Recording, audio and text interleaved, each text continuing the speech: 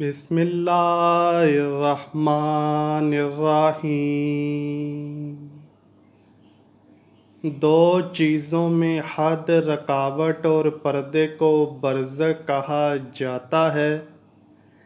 امام آلوسی روح المعانی میں لکھتے ہیں کہ مرنے سے لے کر قیامت تک کا وقفہ برزخ کہلاتا ہے۔ اللہ پاک قرآن مجید میں فرماتا ہے اور ان کے آگے اس دن تک ایک پردہ حائل ہے جس دن وہ قبروں سے اٹھائے جائیں گے، یعنی قبروں سے تو روز قیامت ہی اٹھایا جائے گا۔ اس لیے مرنے کے بعد سے قیامت تک کا زمانہ عالم برزخ کہلاتا ہے۔ ناظرین گرامی، ہماری زندگی 3 ادوار پر مشتمل ہے۔ نمبر 1 حیات دنیاوی، نمبر 2 حیات برزخی، نمبر 3 حیات اخروی۔ اب جیسی بندہ فوت ہوتا ہے تو اس کی قبر کی زندگی شروع ہو جاتی ہے۔ یہاں آپ کو بتاتے چلیں کہ عذاب قبر سے مراد عالم برزخ کی زندگی کا عذاب ہے۔ اسے عذاب قبر کہنے کی وجہ یہ ہے کہ مردوں کو قبروں میں دفنایا جاتا ہے، ورنہ ہر میت قبر میں دفن ہو یا نہ ہو، جب بھی اللہ پاک اسے عذاب دینا چاہے گا ضرور پہنچائے گا۔ قبر میں عذاب کے بارے میں علماء کرام کی 3 طرح کی آراء ہیں۔ نمبر 1 عذاب قبر صرف روح کو ہوتا ہے، نمبر 2 عذاب قبر صرف جسم کو ہوتا ہے، نمبر 3 عذاب قبر جسم اور روح دونوں کو ہوتا ہے۔ تیسری رائے صحیح تر ہے کہ قبر کی زندگی میں عذاب یا نعمتیں جسم اور روح دونوں کو ملتی ہیں۔ روح کے ساتھ جسم کو بھی عذاب و ثواب اس لیے ہوتا ہے کہ روح اور جسم کے درمیان ایک معنوی تعلق ہے۔ اس تعلق کے سبب روح پر وارد ہونے والی کیفیات جسم بھی محسوس کرتا ہے۔ عذاب و ثواب قبر کے لیے بدن کا سلامت ہونا ضروری نہیں ہے۔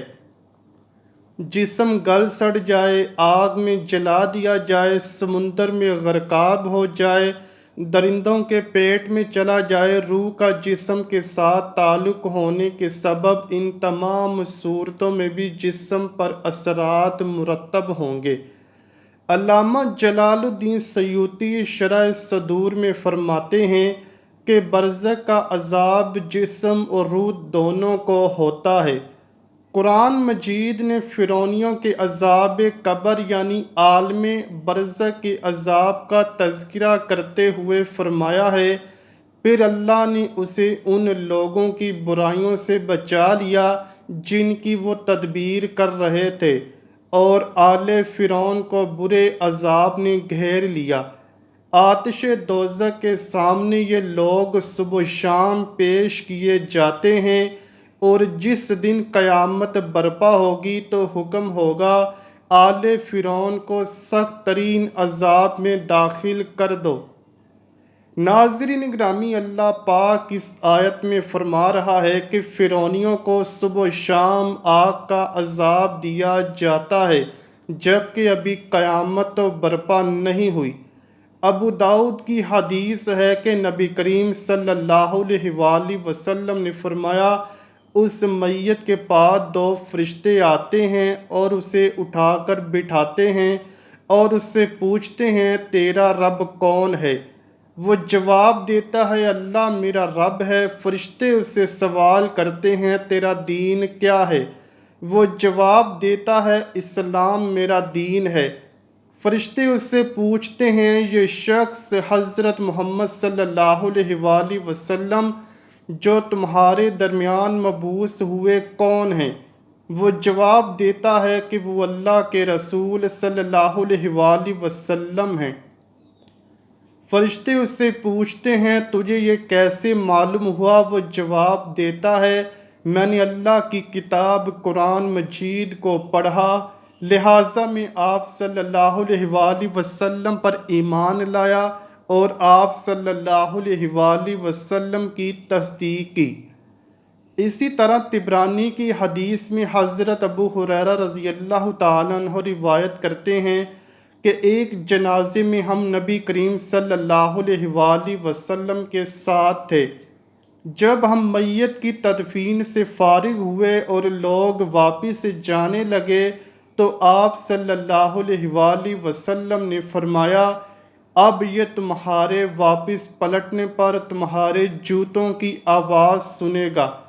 اس کے پاس منکر اور نکیر آئے ہیں جن کی آنکھیں تانبے کے دیگچے کے برابر ہیں، دانت گائے کے سینگ کی طرح ہیں اور ان کی آواز بجلی کی طرح گرجدار ہے۔ وہ دونوں اس کو بٹھائیں گے اور پوچھیں گے کس کی عبادت کرتے تھے اور تمہارا نبی کون تھا؟ اگر وہ اللہ پاک کے عبادت گزار بندوں میں سے ہوا تو وہ کہے گا میں اللہ پاک کی عبادت کرتا تھا اور میرے نبی حضرت محمد صلی اللہ علیہ وآلہ وسلم ہیں جو اللہ کی نشانیاں لے کر ہمارے پاس آئے، پس ہم ایمان لے آئے اور ہم نے ان کی اتباع کی۔ پس اللہ کا یہ فرمان اسی بارے میں ہے، اللہ پاک ایمان والوں کو اس مضبوط بات کی برکت سے دنیاوی زندگی میں بھی ثابت قدم رکھتا ہے اور آخرت میں بھی۔ اس سے کہا جائے گا تو یقین کے ساتھ زندہ رہا اور اسی پر تمہاری موت ہوئی اور اسی پر تم روز قیامت اٹھائے جاؤ گے۔ پھر اس کے لیے جنت کی طرف ایک دروازہ کھول دیا جاتا ہے اور اس کی قبر کو کشادہ کر دیا جاتا ہے۔ اگر وہ اہل شک منافقین میں سے ہو تو وہ ان کے سوالوں کے جواب میں کہتا ہے، میں نہیں جانتا، میں نے لوگوں کو جو کچھ کہتے سنا میں نے بھی وہی کہا۔ اس سے کہا جائے گا تو شک پر زندہ رہا، اسی پر تمہاری موت ہوئی اور اسی پر روز قیامت تمہیں اٹھایا جائے گا۔ پھر اس کے لیے دوزخ کی طرف ایک دروازہ کھول دیا جاتا ہے، اس پر ایسے بچھو اور سام مسلط کر دیے جاتے ہیں کہ اگر ان میں سے کوئی ایک بھی زمین میں پھونک مار دے تو زمین کے تمام نباتات جل کر راکھ ہو جائیں۔ پھر زمین کو حکم دیا جاتا ہے اور وہ سکڑ جاتی ہے حتیٰ کہ اس کے دونوں پہلو ایک دوسرے میں دھنس جاتے ہیں۔ مسلم کی حدیث پاک میں حضرت زید بن ثابت رضی اللہ تعالیٰ عنہ سے روایت ہے، وہ کہتے ہیں کہ ہم نبی کریم صلی اللہ علیہ وآلہ وسلم کے ساتھ بنو نجار کے ایک باغ میں تھے۔ آپ صلی اللہ علیہ وآلہ وسلم اپنے خچر پر سوار تھے کہ اچانک خچر بدکنے لگا، قریب تھا کہ وہ آپ صلی اللہ علیہ وآلہ وسلم کو نیچے گرا دے۔ ہمیں وہاں کچھ قبریں نظر آئیں تو آپ نے پوچھا، ان قبر والوں کو تم میں سے کوئی جانتا ہے؟ تو ہم میں سے ایک شخص نے کہا، اللہ کے رسول میں جانتا ہوں۔ آپ نے پوچھا، بتاؤ یہ کب فوت ہوئے تھے؟ اس نے کہا کہ شرک کی حالت میں ہی مر گئے تھے۔ تو آپ نے فرمایا، بے شک یہ لوگ اپنی قبروں میں آزمائے جا رہے ہیں۔ مجھے یہ ڈر نہ ہوتا کہ تم مردوں کو دفنانا چھوڑ دو گے تو میں اللہ سے دعا کرتا کہ وہ تمہیں قبر کے عذاب کو سنا دے جو میں سن رہا ہوں۔ لہٰذا میرے بھائیوں، ہمیں قبر کے عذاب سے بچنے کی فکر کرنی چاہیے۔ حضرت برا بن عازب رضی اللہ تعالیٰ عنہ سے روایت ہے، وہ کہتے ہیں ہم رسول اللہ صلی اللہ علیہ وآلہ وسلم کے ساتھ ایک جنازے میں تھے۔ آپ قبر کے کنارے بیٹھے رو رہے تھے، یہاں تک کہ آپ کے آنسوں کے سامنے کی مٹی تر ہو گئی۔ پھر آپ نے فرمایا، اے میرے بھائیوں، اس طرح کے دن کے لیے تم بھی تیاری کر لو۔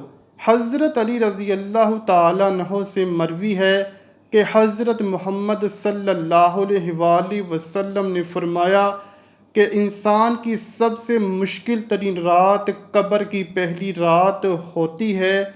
اگر بندے کو قبر میں نہ دفنایا جائے گا اور اس کو باہر ہی جلا دیا جائے یا ویسے ہی پڑا رہنے دیا گیا ہو اور اس کو جہاں بھی جلایا جائے تو اس کے نامہ اعمال کا حساب وہاں ہی ہوگا، اور آسمانوں کی طرف بھیج دیا جائے گا۔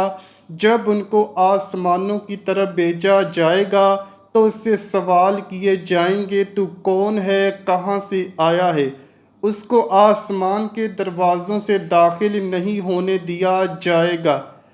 قرآن پاک کی سورہ اعراف کی آیت نمبر 40 میں اللہ پاک کا ارشاد ہے، جس میں اللہ پاک نے فرمایا، جس نے میرے حکم کو جھٹلایا اس کے لیے آسمانوں کے دروازے نہیں کھولے جائیں گے، اور نہ ہی ان کو جنت میں داخل کیا جائے گا، اور گنہگاروں کو ہم ایسے ہی سزا دیا کرتے ہیں۔ حضرت محمد صلی اللہ علیہ وآلہ وسلم کا فرمان عالی شان ہے، ہر وقت اپنی موت کو یاد کرتے رہا کرو۔ آج کے دور میں ہم نے نبی کریم صلی اللہ علیہ وآلہ وسلم کے فرمان کو بلا دیا ہے، اور ہم اس طرح مصروف ہو چکے ہیں کہ ہم مرنا ہی بھول گئے ہیں۔ اللہ پاک سے دعا ہے کہ وہ ہمیں نیک اعمال کرنے کی توفیق عطا فرمائے، اور ہم سب کو اپنے پیارے حبیب صلی اللہ علیہ وآلہ وسلم اور ان کی آل پاک سے سچی اور پکی محبت کرنے کی توفیق عطا فرمائے۔ آمین یا رب العالمین۔ امید کرتا ہوں کہ آپ کو ویڈیو ضرور پسند آئی ہوگی۔ اگر ویڈیو پسند آئی ہے تو ویڈیو کو لائک کیجئے، شیئر کیجئے، اور چینل کو لازمی سبسکرائب کیجئے۔ کمنٹ سیکشن میں اپنی رائے کا اظہار بھی ضرور کیجئے گا۔ ملتے ہیں اگلی ویڈیو میں، تب تک کے لیے اللہ حافظ۔